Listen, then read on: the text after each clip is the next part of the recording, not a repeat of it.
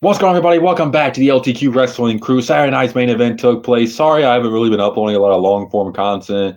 Really, Raw just hasn't really been interesting. I work those nights, and I come home, and I rewatch the show, and it's just like, what is there to talk about? Like, WWE programming has really been lackluster the last few weeks. Not that I can't still upload a video, but it's just like, what's the main thing to really discuss? What's really that important to make a video on? And there just hasn't really been. So Saturday night's main event, let's get into it. So obviously, it's the day after, so most of you guys probably saw the show. I'll go ahead and give my thoughts on a lot of it.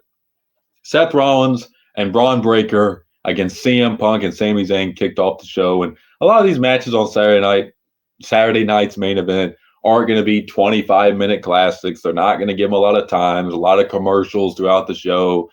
To me, it's like a glorified house show to make more money, basically. Like, obviously, we had some returns tonight, some great moments, some attention-grabbing moments, which they needed.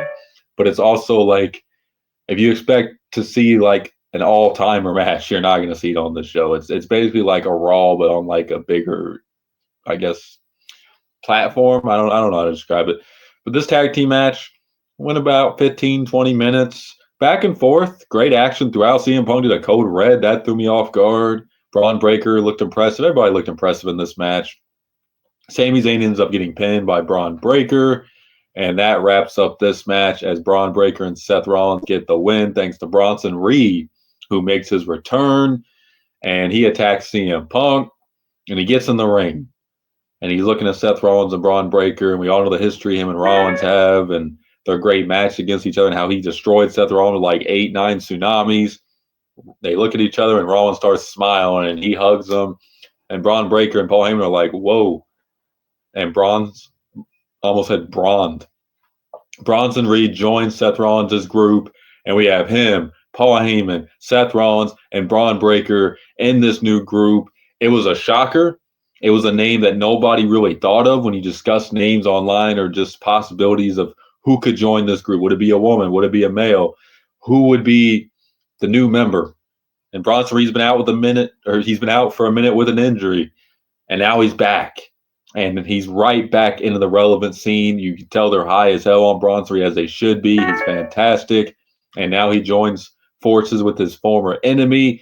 And Seth Rollins just has two monsters by his side now. I mean, he's as dangerous as ever. Now, I wouldn't even be mad if Seth Rollins won the world title back right now, because, like, it'd make a lot of sense with these two on his side for him to win the world title back.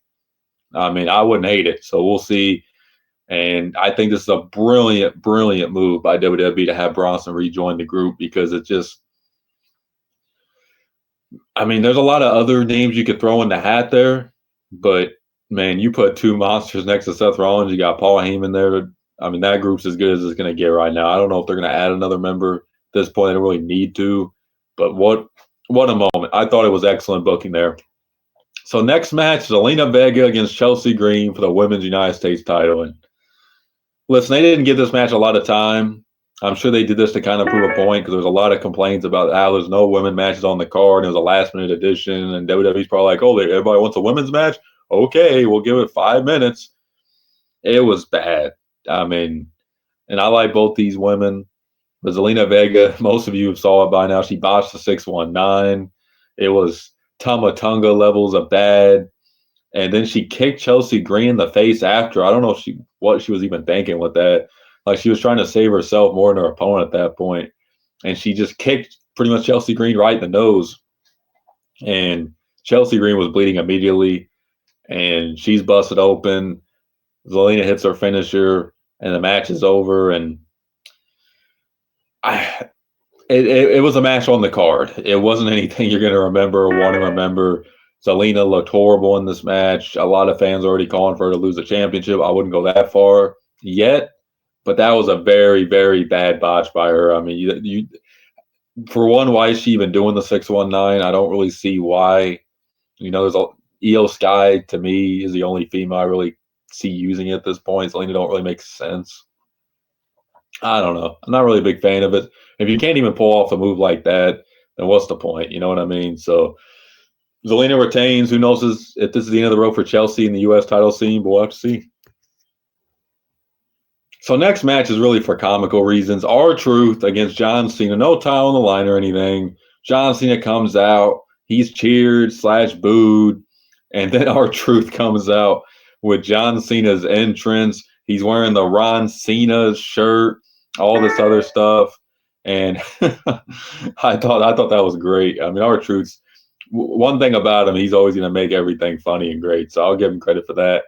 And the match itself wasn't anything special, but it did have some cool moments of like R-Truth hitting Cena's moves on him, which is kind of funny. I don't know how Cena didn't laugh during that. And then Cena looks like he's about to hit Truth with the title. He looks like he's maybe turning babyface, got a huge pop, and then he low blows Truth, hits him with the AA, pins him 1, 2, 3, then hits him with the title after, and that's pretty much it.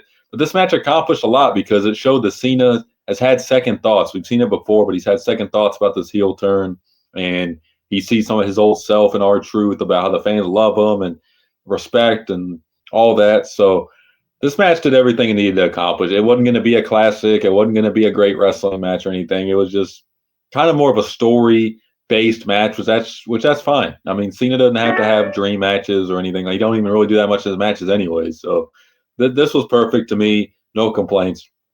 So next match, we had Priest against Drew in a steel cage. I thought this was the best wrestling match on the show. It didn't go very long. None of the matches did, like I said. But Drew and Priest, they went at it. Both kicked out of finishers. We had some move thieves by Drew. And then to end the match, Priest basically did what Edge did to many opponents. Got the chair, hit him on the back of the head, walked out the cage. Jesse Ventura was not happy about how he won the match like that, which I get it. There's always some old school thinking of like, why can't you just climb out the cage? He's knocked out anyways. Why are you walking out the door to win? I understand why he would think that because he's an older guy anyway, so he's in that old school type of wrestling thinking. But it is what it is. Priest gets the win. It's been reported Drew's taking some time off. He's dealing with a lot of injuries. If you saw at the last pay-per-view or premium live event they had, he looked like he hit his head on the concrete. He's been doing a lot of injuries. So Drew just needs to rest up, come back, and he'll be as good as ever. And Priest gets a big win on the way out for Drew. And I don't know where Priest goes from here. Priest is still kind of in limbo for me, where it's like, what's the next step for him? He had his world title moment. I don't know if he'll ever be a world champion again in WWE. That's just me being honest. I hope I'm wrong because I actually like Priest, but I just don't know if I ever see them putting the world title on him again. But maybe he goes to a different feud on the Blue brand. We'll see. And hopefully we get Drew back sooner rather than later. But he's been a workhorse for WWE. So him taking time off, no issues with that for me. He's been an absolute just beast for them. So credit to both these guys. They worked their asses off. It's good seeing a steel cage match and good overall match. So the main event, Jey Uso against Logan Paul for the WWE World Heavyweight Championship. Okay match, just like any other Jey Uso match. Logan Paul is always going to be impressive. And basically the big moment is Cena comes out, tries to help Logan Paul, and Cody Rhodes comes out. Big pop. Cody's back. Big pop for Cody.